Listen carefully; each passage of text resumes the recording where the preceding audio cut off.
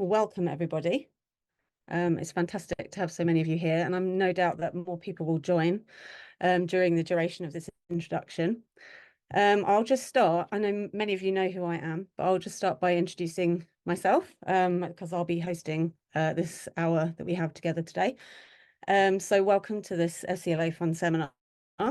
So my name is Shelley Balderson, and I'm the Conservation Leadership Networks Manager for the Cambridge Masters in Conservation Leadership. And one of my roles and responsibilities is the fantastic job of curating this alumni network and managing the SCLA Fund.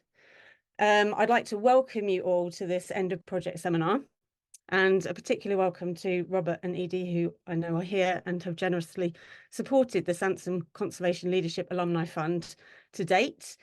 So we refer to it as the SCLA Fund. So if you hear that a lot of times, that's what I'm referring to. This seminar highlights the second project to reach completion and is funded from the pilot year of the fund in 2020-2021. So I'm not going to go into huge detail on the fund itself due to time constraints, but I will drop the web link into the chat to enable you to find out more about the fund and to see the other projects that it supports. We are also on the cusp of announcing the successful projects from the 2023-2024 round, so watch this space and there'll be more on those soon. So a quick note on housekeeping. So just to note, this seminar is being recorded so that I can share it with the alumni and with the Cambridge Conservation Initiative partners who are unable to attend. Therefore, if you ask a question, you will be featured. So if you do want to ask a question, but you don't want to be featured in the recording, you're very welcome to drop that question into the chat and we will address it there. The format will be a 40-minute presentation followed by 20 minutes of Q&A. Please feel free to use the chat function throughout the presentation to ask questions or add comments. And then at the end, during the QA, you're welcome to unmute yourself to ask questions. But please, I ask you do remain muted for the duration of the talk, just because it really eases the sound quality. So now that's over, I'm going to introduce you to our speaker for the seminar.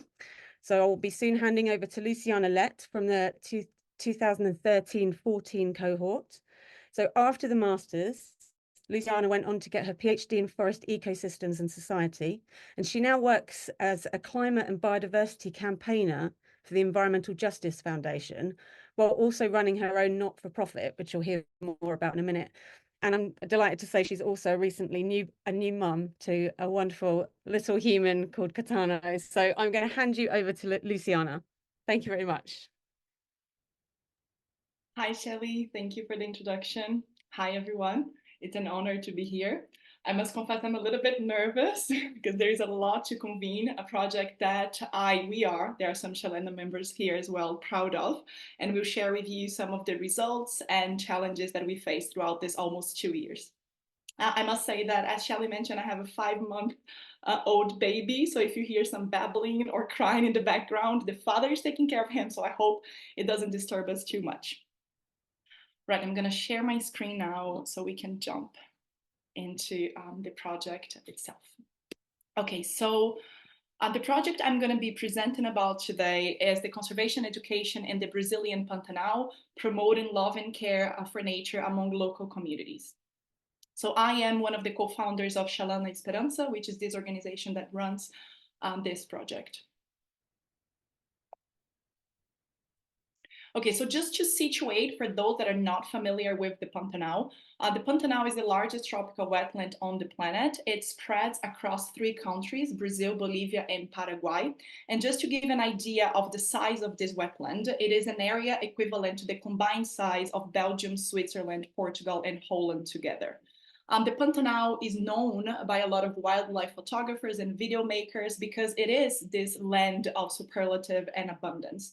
So it's home to iconic and threatened species, such as the lowland tapir, the giant anteater, the capybara, the jaguar, which is the largest feline of the Americas, the giant otters, and so many others.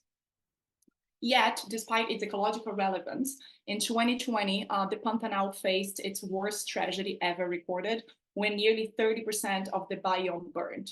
So this led to the death of 17 million wild vertebrates and the emission of more than 150 million tons of carbon dioxide. This was the equivalent of the yearly emission of Belgium that year. Apart from the ecological impacts, we also had horrible social impacts, as many indigenous territories also burned, and riverine communities lost access to river and water because of contaminations by ashes.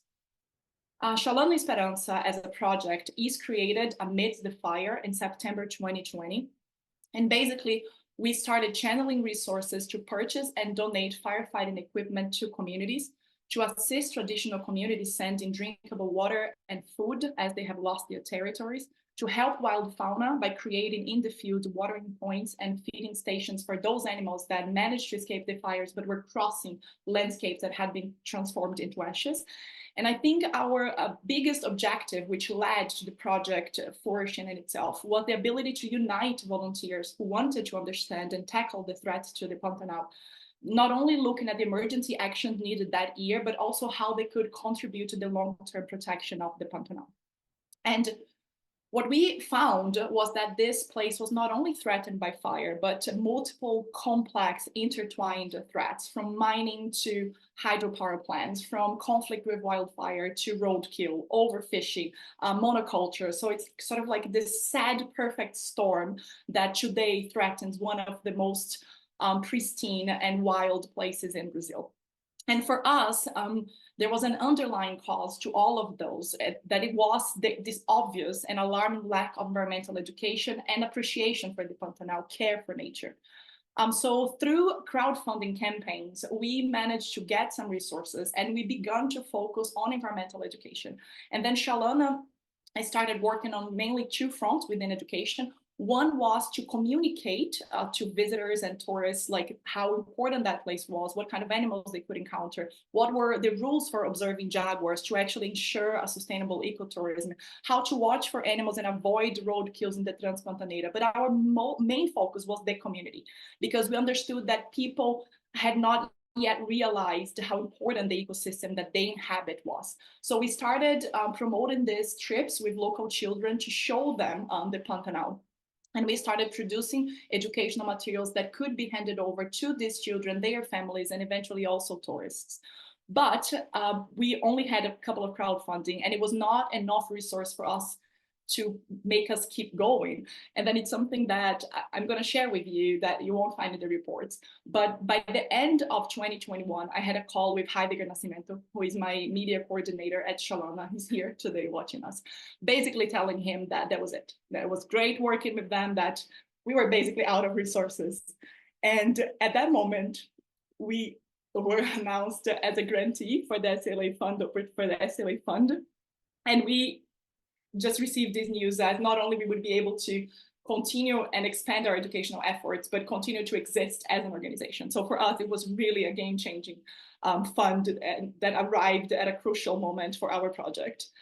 And so we had this great challenge of now structuring a project, because we had 2 years, we had the funds needed, we could structure a much more significant and outreaching project that could get to these communities. So we had 3 main objectives. The first one was to continue, like, promote eco-literacy about the Pantanal, the love and care for nature among the local communities. We wanted to reconnect the local children with their natural environment, understanding that the Pantanal has been sought by these wildlife photographers and video makers, and mostly foreigners that travel to this biome to encounter these animals. And people living within this natural environment had not yet been able to understand where they were and the importance that it had. So how can we present the Pantanal to them through different landscapes? And we also wanted to help in the long run to educate environmentally conscious citizens that are concerned about the Pantanal by producing and spreading educational materials. But How do you do that? So we're talking about a place that, as I've mentioned, is a huge wetland. We're talking about more than 70 million hectares that not only spreads through 3 countries, 2 states within Brazil, but there are 16 municipalities that are part of the Pantanal. There are 11 subregions, areas that have different ecological characteristics that needs to be also acknowledged and respected. And also, and mostly, it's a place that is extremely logistically challenging to travel through and also expensive.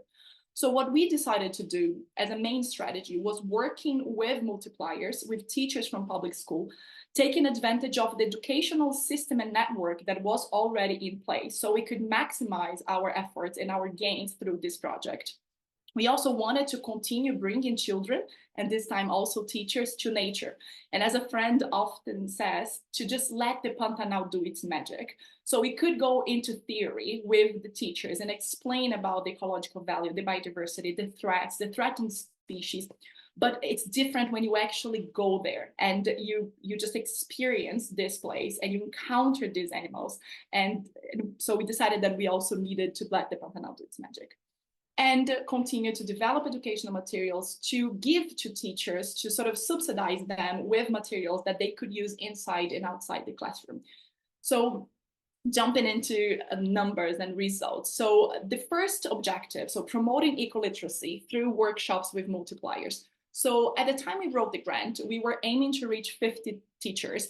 But as you will see, one of our perception was that there was actually a great appetite for this kind of workshops, for this kind of trainings. And I invite all of you to actually visit the SCLA Fund website, where you can see some of the videos produced for our project. And you can see a testimony from a teacher saying that even after 2 decades of classroom, she had never had any training in environmental education. It was all focused about reading and writing, how to teach the children how to read and write, but never anything on environmental education. So when we started announcing with the Secretariats of Education that we had this workshop entirely for free, that we wanted to talk with teachers about the Pantanal, the threats and its importance, we got a great interest. So the municipalities wanted to be part of it, the teachers wanted to be part of it. So we actually exceeded by far the number of teachers that we began aiming to reach, which was 50 teachers, and we ended up with more than 400 teachers participating in our workshops. We reached 49 rural and urban schools in 6 different municipalities from the different states. And we also wanted to work directly with children, not only to showcase to teachers of the different kinds of practical activities that they could have in the classroom, but also as a learning experience for us, what kind of activities we could develop and teach teachers to then multiply within their classrooms. We know that we reached thousands of children indirectly through the teachers that participated in our workshops. And some things that I want to highlight here, when we talk about this number, for example, 440 teachers enrolled, for some municipalities, we had maybe a dozen of teachers, but for other municipalities like Poconé in Mato Grosso, where Shalana actually began working, we reached all teachers from primary school. So we're talking about potentially having really transformed the type of knowledge that is shared inside the classroom in that municipality, because all the teachers participated in our formation. And some lessons learned from that specific objective and the results throughout these 2 years. So first, this appetite, as I've mentioned, for the workshop and the existing lack of training for teachers. We also learned with them that we should not focus only on science teacher, but as the Brazilian legislation actually sees environmental education as a transversal theme that all the different subjects should be touching on, should be exploring. We soon found out that the teachers too were extremely disconnected from their own surroundings, even teachers that have been born and raised in the Pantanal that never had the experience to go on a boat trip, to experience the wildlife, to meet these animals, and even the different communities, indigenous communities and riverine communities, sort of the biodiversity and the human diversity within the Pantanal that was still distant to them. And we also learned that we needed, despite having started the project with framework of what our workshop should cover, the length and time and how many encounters, we soon learned that we needed to be flexible and adjust the length and scope depending on the availability of teachers and the municipality. Because our way of working would be to reach to the Secretariat of Education in the municipality, explain our work, offer the workshop, and wait to hear from them. And some municipalities like Poconé We had 3 different encounters, multiple days encounters. We had a graduation party, we had certificates, we were able to go back many times and have a more in-depth training with them. But all the municipalities like Aquidauana only had 1 day that they could spare with teachers. So we had to adjust on the content and the length of the workshop depending on the availability of teachers. As you probably know, and I think that is the same across countries, the teachers in primary public schools are extremely busy. So we were very grateful that they even found the time to host us and to have the Shalala team going and teaching. So I have a few pictures just to show you and kind of bring you to the classroom and outside the classroom where we brought the workshop to. We had many local partners like pousadas and centers that hosted us. And, you know, the sports area of a school, like anything that we could adapt depending on where we were. We also had partners with the university being able to bring some of these biodiversity boxes to show them a little bit of the diversity apart from the big vertebrates, the megafauna, also what kind of animals the Pantanal holds. So just some images from the different workshops and the faces of the teachers. And we also worked with children. Here's one activity in which we got a collection from the Federal University of Mato Grosso of animals, snakes and scorpions and animals that are considered to be dangerous and the communities usually kill, just to show them and teach them about how to coexist with these animals and others. And this is one particular school, call it a water school, call it a Kaya, which also became a partner with Shalana afterwards, and some activities with the children. And then this is something the image quality is a bit lower, but those are actually images that teachers sent to us. We created WhatsApp groups to maintain in touch, keep in touch with them. And they sent us a few photos of the activities that they started develop inside the classroom after participating in the workshop with us. So for us, this was actually quite rewarding to see, was that after we planted those seeds, the teachers then used their own creativity to create everything from like jaguar themed carnival bands all the way to like murals in their school. So just engaging the children with the Pantanal, with the fauna, what are the threats, what needs to be done, how they can be part of the solution. So we were quite happy to see that they took it very seriously and brought the activities to the classroom. With the second objectives about bringing the children to nature through these field expeditions, the main results was that we brought not only children, but teachers too, because as I said, we've noticed that they also needed to be enchanted. So we bought 40 teachers from Poconé, this municipality in which we reached all the teachers from primary school. And the Secretariat of Education made the selection of the participants based on how they've engaged with the project altogether inside the classrooms after Shalana workshop was ended. So those teachers that sort of did a good job were invited, and they went with us in these boat trips. And then just to give you an idea of like logistics, to be able to have the teachers in these boats next to the protected areas in Transpantaneira, we meet teachers at 4 a.m. We cross the Transpantaneira Road with multiple minibuses, and then we have local partners that landed their boats free of charge. So we could take the teachers for the day and then travel all the way back 4 or 5 hours in a road, in a dirt road, to then end the day back in their homes in the city of Poconé after crossing the Transpantaneira back.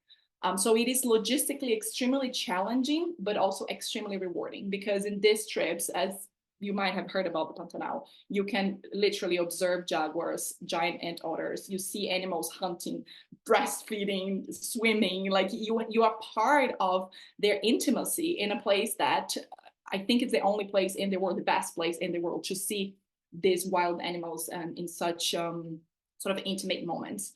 I often say you're not going to see jaguars, you're going to observe jaguars. You're going to actually have the time to sit in a boat and see them doing their lives, going about their lives. So we also brought 60 children.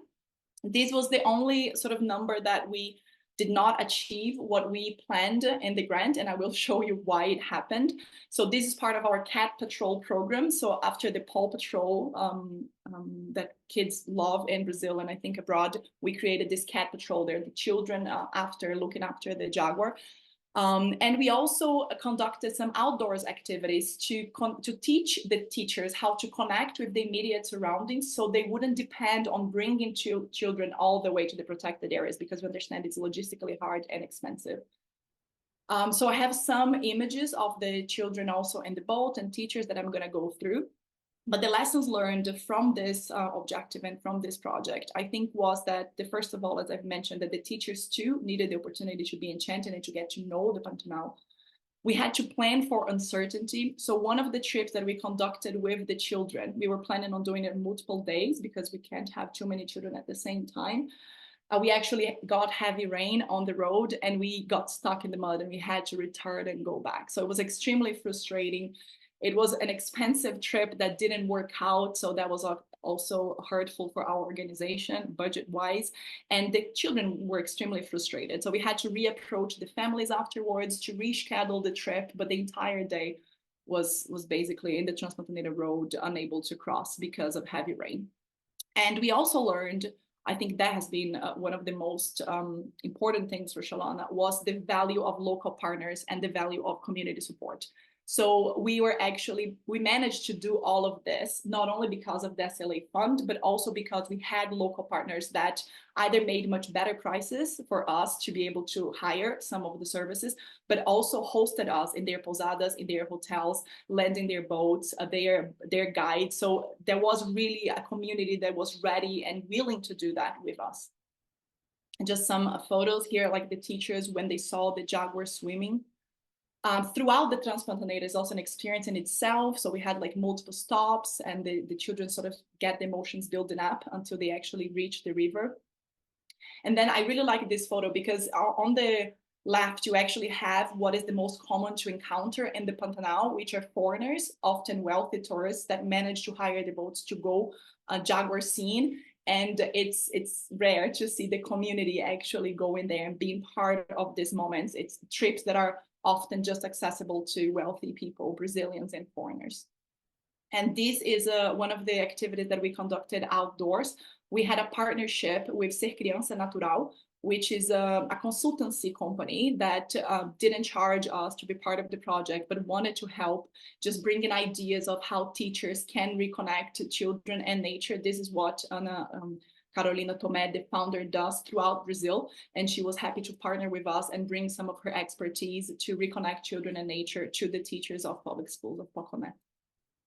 And this is just some pictures of the road trip that didn't work. This is part of our team being optimistic and thinking how they could help the trip to work. In the end, we had to turn around and go back. The third objective, and some of our numbers, was to help the education of environmentally conscious citizens through the production and free distribution of educational materials.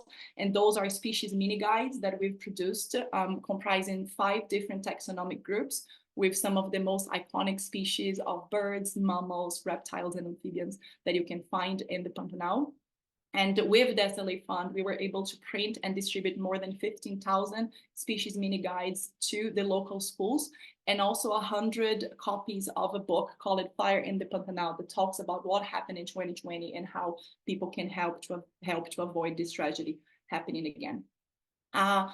In terms of lessons learned with the educational materials, I think the most thing was that we had to explore the best ways of using the material. And then we started developing these didactic sequences that were shared online with teachers, just so they could make the best use of the materials.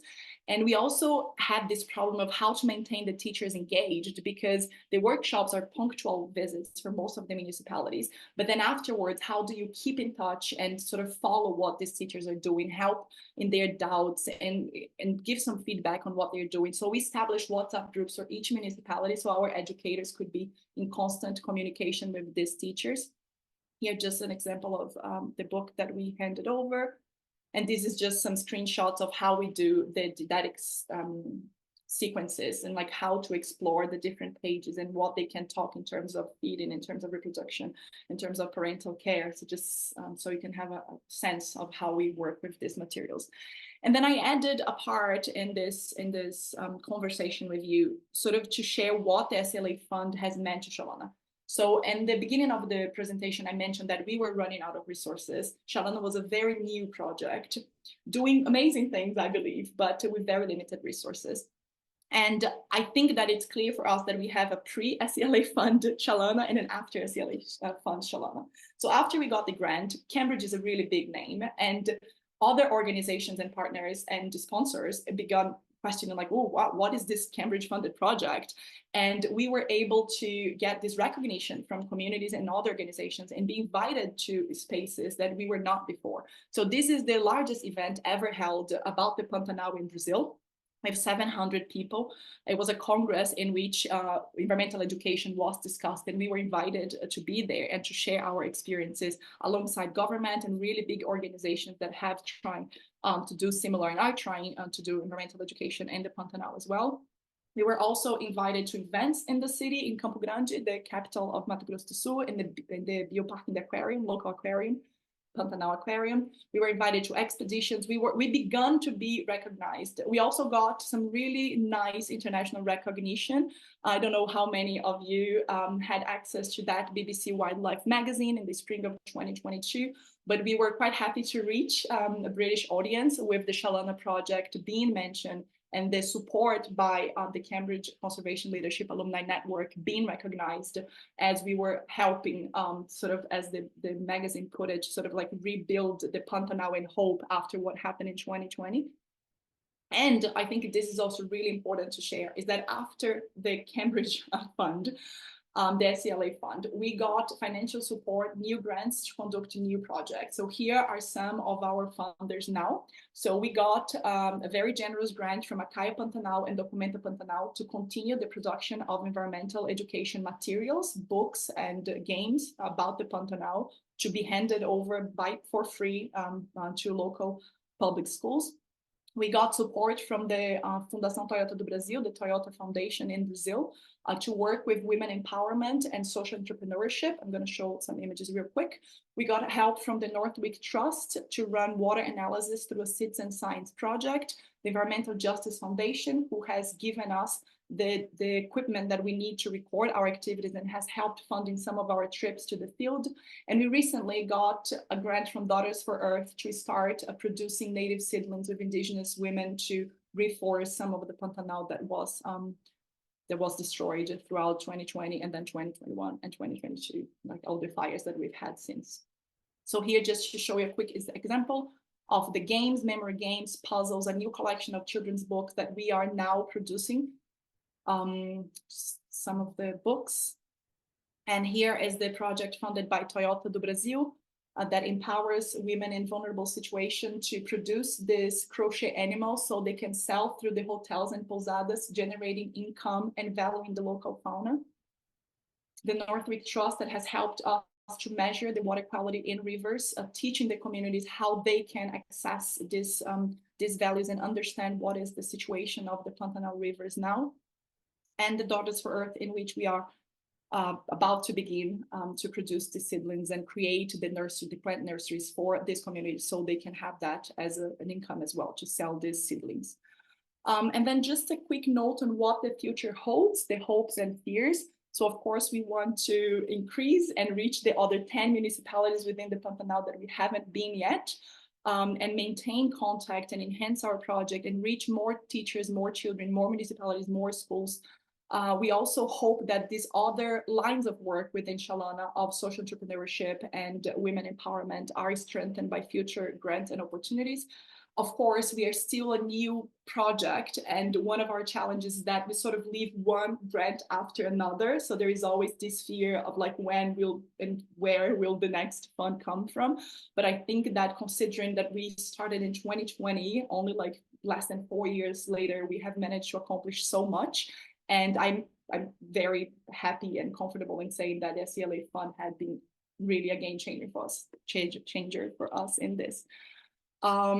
Yeah, I think that was what I had to convene today. I want to thank all of you. I want to thank Robert and Adi as well, of course. And especially I want to thank the Shalana team. I know some of you are here today listening to this presentation, and you are incredible. Thank you.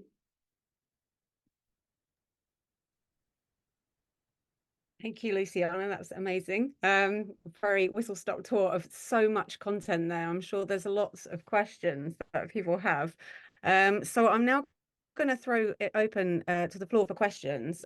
Please either bring yourself off mute or raise your hand if you have a question on any of that for Luciana.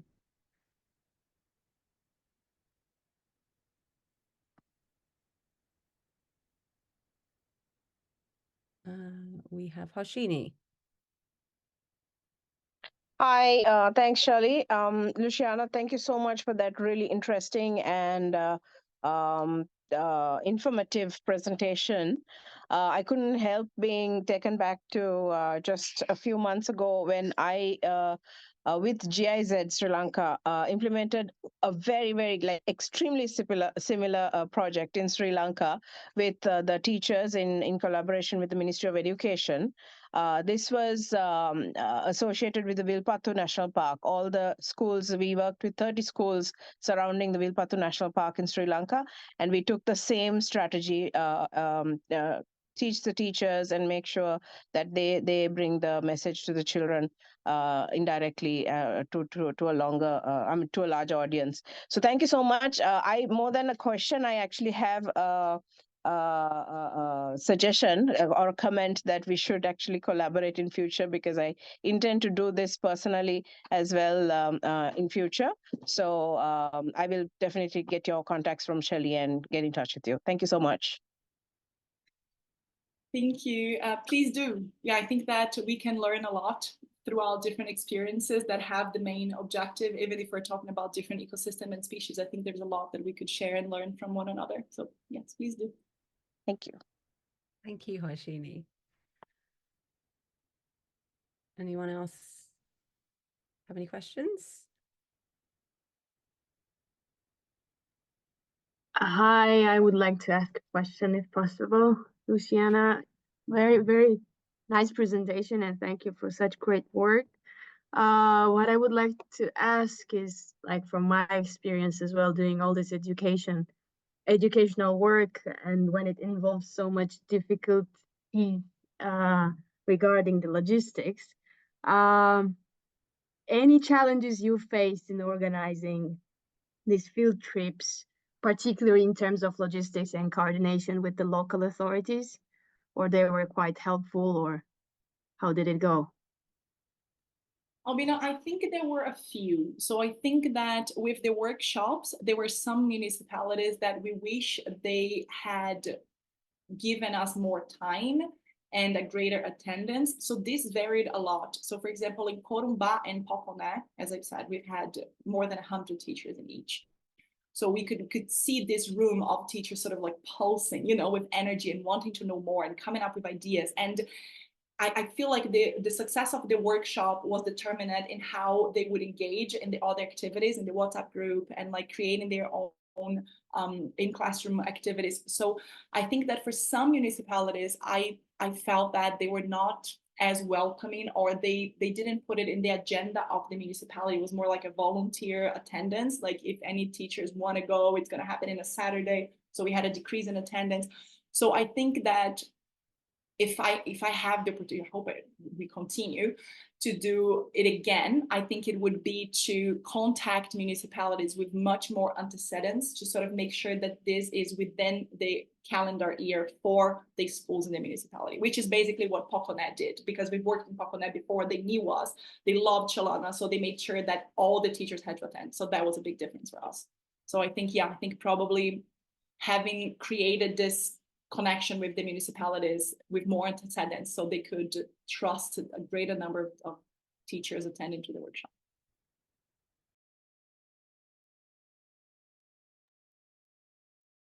Thank you, Albina. Any further questions? Sorry, this is Yanulua, current MPhil student. Thank you so much for that wonderful presentation. I'm also very interested in conservation education. So back at home in Nigeria, I've been involved in this. And after my MPhil, I hope to do something relating to conservation education in communities that are still not aware about what we do, especially as touching conservation. Okay, so my question is, how do you get the teachers to be motivated in doing this? Like, is there some sort of pay, or how do you keep them motivated? I understand that it might be like from you, a volunteer job, or how do you keep them to want to do this with you? So that's my question. And so it's a good question. Like I don't know what was the ingredient. I think maybe our level of commitment, our excitement, and the workshop itself made teachers really buy into it. So there's no pay involved. I mean, they are paid by the state to do their daily jobs, but like the workshop itself and the environmental educations that they've carried after the workshop with us, that was entirely because they sort of bought into the idea. So I think that we touched on something very special that probably they deep inside felt the need, because I mean, they live in the Pantanal. They see these people coming from all over the globe to experience this place, and yet it's not built within the knowledge that they're sharing in the classroom about the importance of this place and what's happening. And I mean, those communities faced the fires. Their eyes were hurting in 2020. You know, the fires were impacting all the communities. So they knew that there was something big happening, but I think they didn't have the tools and the ways to translate it into knowledge in the classroom. So I think it was tapping into something that is really important for them, even if those values were sort of like hidden. And I think also our own passion for the theme and excitement and the quality of the workshop. I think that was decisive on whether the teachers would carry on or not. And most of them did, which we're proud of. So I don't know if that answers your question entirely. Thank you so much, Luciana. Thank you very much. I would reach out to you. Thank you. Thank you so much. I can see Sandeep, you have your hand up. Yeah, Shelly, I'm here. Yeah, thank you, Luciana. It was really a nice presentation and really a fantastic work you are doing in that part of the globe. I just want to know, I'm a bit curious to know that how this particular project, when it is for 3 year or 4 year, and after that, how do you think that this will get imbibed into the system, so that there is no need for a project further, because you are training so many teachers as well as the students, and that is the next generation over there. So how do you think in that this will come as a regular part of a system, and there will be no need for further education in that way? Thank you, Sandeep. I think I'm going to be quite honest. I don't think it's a job that is ever completely done. I think that education is something that needs to be continuous, especially when we are talking about topics that might not be the priority for the states. So I think that we need to continue carrying on. I think that after the SCLA Fund, having got, for example, the support from Acaya and Documenta Pantanal to produce new books, and now we're going to go to some of these locations to train the teachers about how to use these books, bringing new topics, bringing new tools. I think it's a constant work, especially because these children are also being renewed as they grow. So there's new generations coming that needs to be also sort of having contact with these materials. So I don't think it's a project that we can say, oh, we'll be done by, you know, I think it's something that we have to carry on. Of course, after having had this experience, I now think of better ways of continue and touch. For example, now we're dreaming about this online sort of platform that they can have their forums, like we had WhatsApp groups, but they couldn't communicate with one another across municipalities, where they can watch videos recorded by us with some of the lectures that maybe they forgot a term or something they want to revisit. So sort of how do we make all this content that we are producing available for them forever, right? And all, you know, also in different locations, and put them in touch and make the materials downloadable, because most of these schools will have access to the internet, they will have computers, most of them, not all of them, but most of them. So even if it's something sort of like it's low internet, it's still something that they have the resource that they can reach, and it's not centered in one person or two people that it just makes it impossible to attend to everyone. So I think, yeah, answering your question is, one, it's never done, I think. I think in any topic, education needs to continue. And second, I think that we know now that there might be better strategies to make sure that we continue in touch without having to travel to the field. Thank you. Thank you so much, Luciana. You're welcome. Thank you. I'm going to jump over to Marta now. Hola, thank you for the presentation, Luciana. It was really, really interesting. It's great to see the work that you're doing and just, yeah, bringing the communities back to their environments is really great. My question is, what is like your main goal in bringing this eco-literacy to the children? If it's like just all the improvements that brings, or if you have like a goal of improving like quality of life for the people just by knowing their surroundings, or behavioral changes. Like, for example, you mentioned the like trying to avoid natural disasters. And yeah, what are your goals with that, and how do you measure it, like the impact that your project like has long term, if you have any plan yet to measure that? Thank you, Marta. Well, very difficult question. I think Yeah. that the most important for us would be, as these children grow, to have some sort of behavioral change, because unfortunately, I mean, in Brazil, and specifically in the states of Mato Grosso and Mato Grosso do Sul, where the Pantanal is, this idea of nature and development is very antagonic. So people don't see nature as necessarily something really good for us. And even through ecotourism, something that they can prosper with. And we often have quite the contrary. So in 2020, we have fire scars that show that a lot of the fires were criminally set. We have still people that are killing jaguars just for the pleasure of it and recording and putting themselves in the internet. We still have people that won't respect, I don't know, the speed on the roads and end up killing wildlife. So I think there is a lot of what seems to be isolated behaviors that the parents of these children maintain that are extremely damaging for the biome and for this relationship with nature altogether, that we hope that the children will, by learning about the Pantanal, change as they grow. So this series of book that we are printing now, it specifically gives voices to 5 different species, each of them talking about a specific problem. So the caiman speaks about hunting, because it's one of the most frequent victims of wild hunting and illegal hunting. And it asks the children to do different because they have to respect. And then you have the giant anteater that talks specifically about roadkill and how, as a grown-up, you need to be respectful of. So I think that it's sort of bringing this locus of control to them, that their change in terms of behavior can truly be translated into a different reality for these animals and for this place.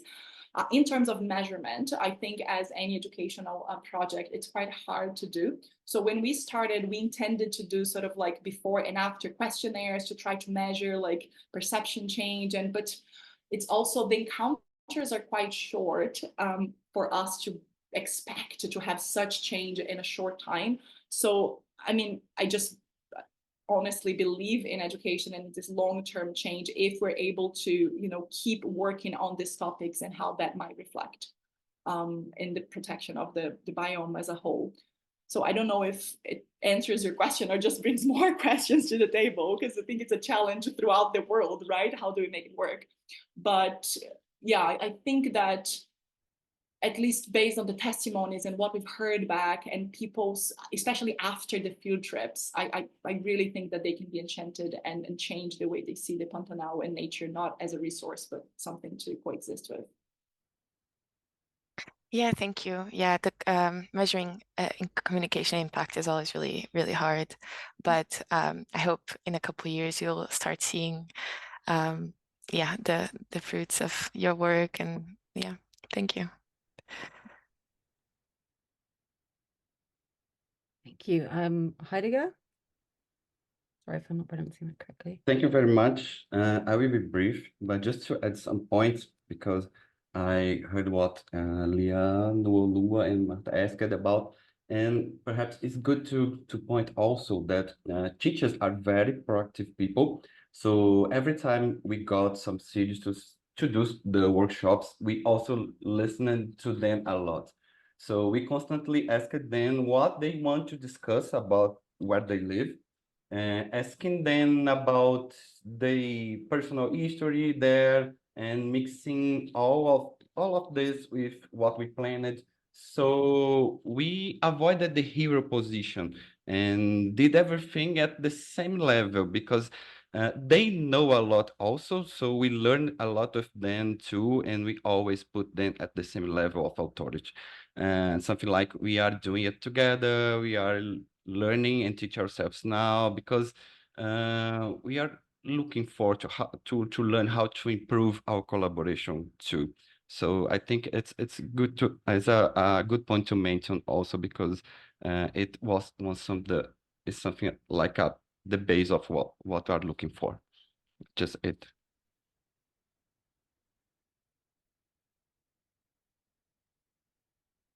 Thank you, Hayden. Any further questions? If not, I have a question. Just because obviously this project kind of exceeded all expectations than what was put in the original application form. So it's been kind of a joy for me to kind of support you in this journey. And just thinking about, in particular, the kind of workshops and the field trips with the teachers, getting them together, having that experience. What were the kind of unexpected impacts and outcomes that you could never have put in the application that you've been really pleased about? I think I didn't envisage them taking it to the next level. I mean, when we received photos of this, because it's interesting because it taps into our Brazilian culture, like that in Carnival, one of the municipalities organized like a parade that was dedicated to the jaguar that had the paws burned, Amanassi is her name, in 2020. So, and they did everything like costumes, you know, everything very simple because they don't have a lot of resources. But they started to bring that, and it's where we wanted to get ultimately, this sense of belonging, this pride for the Pantanal, for the animals, and just seeing that they could just transform a workshop into this is going to be part of our, you know, celebrations during Carnival. I think that for me was like the most outstanding, was just to see that they would just get this idea and be so creative, and as Heidegger said, so proactive, and just sort of like the project gained a life on its own. So, and this is something that we couldn't imagine. I remember one of the municipalities that we visited, it was adjacent to the Pantanal, so it was not the Pantanal limit, but it was the Cerrado, like the savanna that is adjacent as a biome. And we understand as conservation biologists the links between the deforestation that happens in the Cerrado and that kills the rivers that flow to the wetland, and this relationship quite complex but quite obvious. And then the entire school created a project, even though they were not in the Pantanal, just saying I get to know the Pantanal and I protect my Cerrado. So they were already taking it to the next level. How are we related to this wetland, even though if we're not physically there? So I think that those projects that just sort of the teachers created by themselves after the workshop, I think for me that was the most, I think, yeah, a good surprise. And I really hope, and this is what we want to do now, especially like whether we're going to have resources or not to continue, is that with this new partnership with Documenta and Acaya, they are reaching out to Secretariat of Education to bring our materials as part of the annual material to be worked in the classroom. So we are producing 5,000 books that will reach these teachers so they can bring that in the classrooms in a systematic way. So I think that it's sort of like how it's like an octopus with different arms drawing in different directions. I think I'm quite pleased about that. Thank you. It sounds like this was kind of a catalyst that's had a load of offshoots that you could never imagine. And it's great that carnival to see nature embedded into the culture and the community as well so quickly. So yeah, thank you for that. Any more questions? Otherwise I will finish early. Yeah, Harshini? Yeah, sorry, just to follow up on the impact question that I think Marta asked about. I think in these